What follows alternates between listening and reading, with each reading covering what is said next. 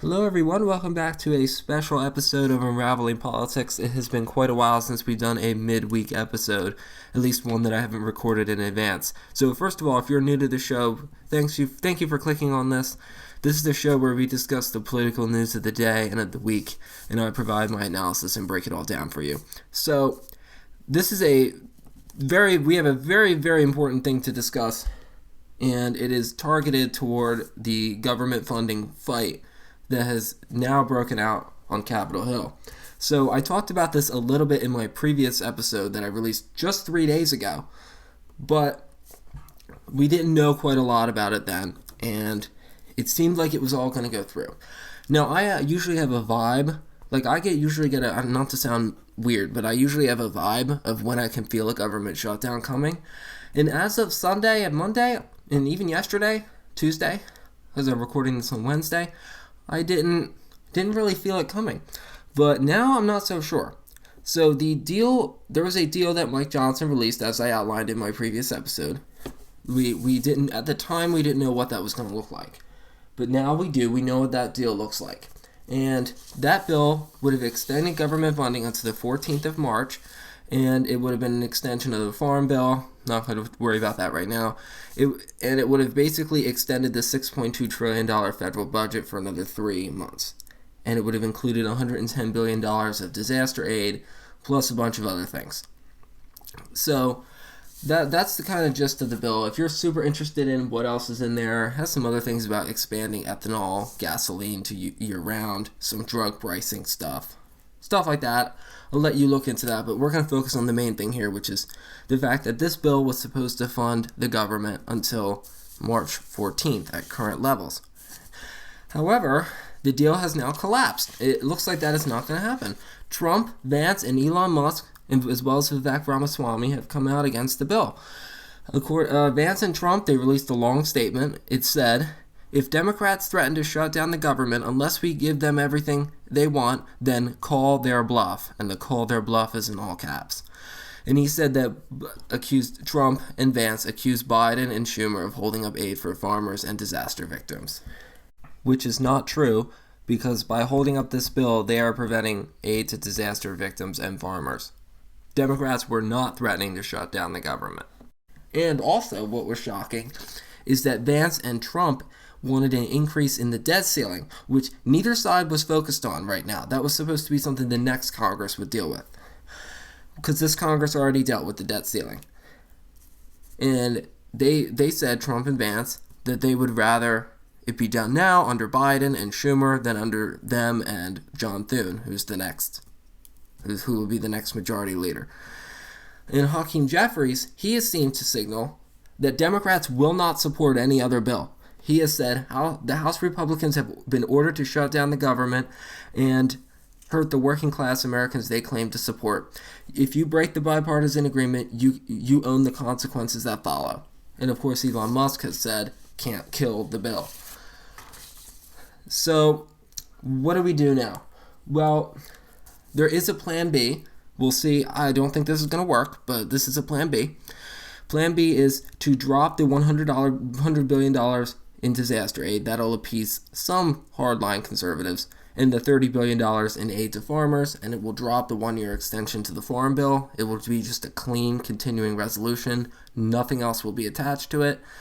But I don't think this is going to pass, because there are people that are affected who have in these areas. By the way, this disaster aid, as I've said before, is not to Ukraine or Israel or Gaza. This is to Americans that have been hurt by Hurricanes Helene and Milton in the United States in the last few months. Billions of dollars in damage have been caused, or at least hundreds of millions of dollars of damage have been caused. And these people we're supposed to get some cold in the next few weeks.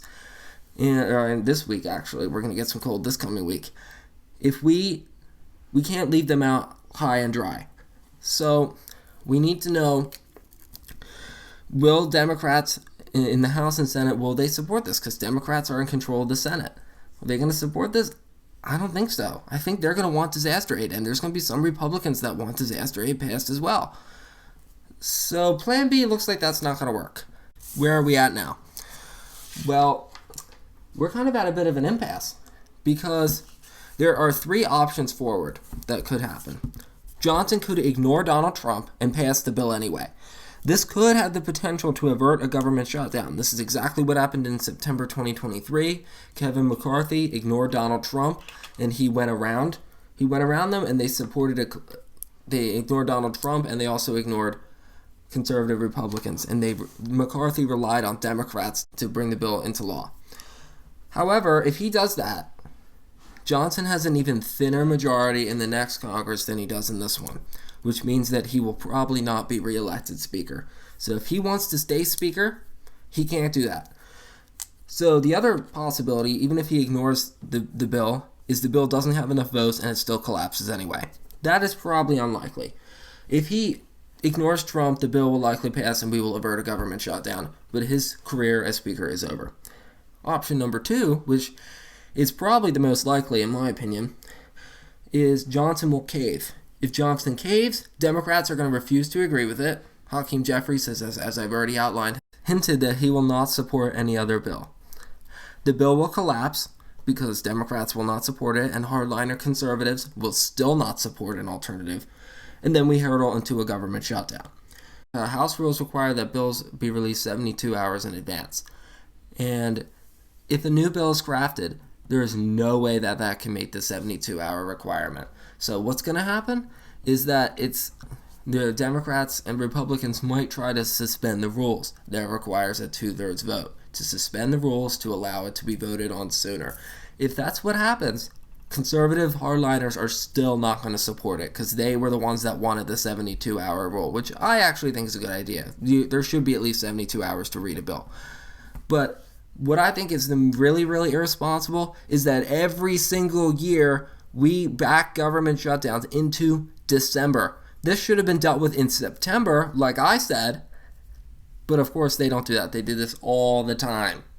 My personal solution is to just lock them all in Capitol Hill. You don't let them out until they're done. They don't get any food, they don't get any water, and they're not allowed to go to the bathroom. They can come out when they're done.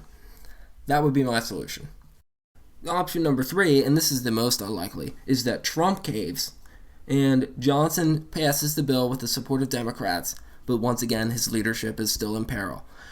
One House Republican has already said they will not vote for Johnson to be Speaker again. And considering that Republicans will have 219 seats at the beginning of the next Congress, they won 220, Matt Gaetz has already resigned. So if that's one vote already gone, that's 218 to 215. Johnson can only afford to lose 2 more. And that's assuming Trump's picks haven't already resigned.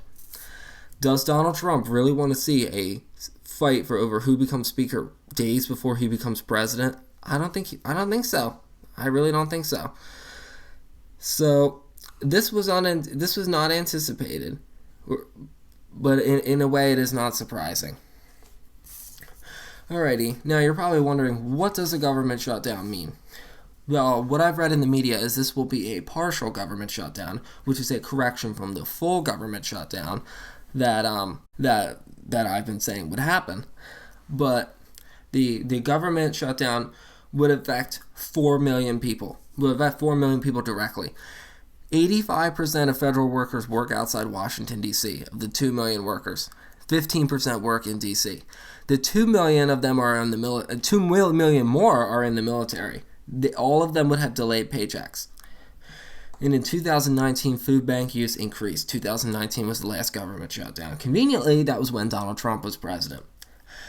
Social Security checks would still go out, but there would be nobody to help you for questions. Student loans would still be due. However, there would be problems with the FAFSA form, which affects my family directly. Medicare and Medicaid payments would still occur, but if anybody needs any help with those services, no one's going to pick up the phone. The TSA will still be working because they're essential, but there could be longer delays as workers they stop showing up. USPS will not be affected because they're run by their own operations. And let's see, what else do we have here? The border security would still work, but as I said, if those workers aren't being paid, some of them might decide not to show up. Passports and visas may continue. It depends on if they have enough funding. Congressional staff will be furloughed. the Supreme Court will remain operational for the foreseeable future. And if anybody out there works with federal agencies, such as if you need access to government buildings or to be awarded or a modifying of a contract, that's not going to happen because the agencies will not be working. This will also cripple the DC economy as tourism's going to be hit because the Smithsonian and all the national museums are going to be closed. This is going to be pretty bad. So it will probably not affect most Americans' lives, at least not in the short term, depending on how long this lasts. It could, if it lasts just a few days, that's not a huge deal because most people are not going to be working over the weekend. They might, and Christmas is on Wednesday, a week from the day I'm recording this. So if the government is closed on the 23rd, that's one missed day. But then the government's probably going to be closed on the 24th and 25th because of government offices would be closed anyway. So the pain wouldn't really hit until the day after Christmas on Boxing Day, on the 26th, which is Thursday. Now, how do I think we're going to get out of this? Personally, I don't see a way out. I think what is very, very likely is that Johnson gives up and he just waits until the next Congress. And the thing is, the next Congress isn't until January 3rd, and that is over 2 weeks away. So that's what I think Johnson's going to do. And here's what I think Trump is really the real reason he wanted to do this is that he wanted to give Biden a government shutdown right before he leaves office, just like Trump did 6 years ago. That's what I think the real motivation is. Alrighty, well, that is pretty much all I have to say for this episode. Well, I will follow up again as necessary if there are any updates. Anyway, thank you for tuning in. I will provide you any more updates as they happen. Otherwise, we will be back with our regularly scheduled programming on Monday, December the 23rd. Thank you for listening and have a good day. Bye-bye.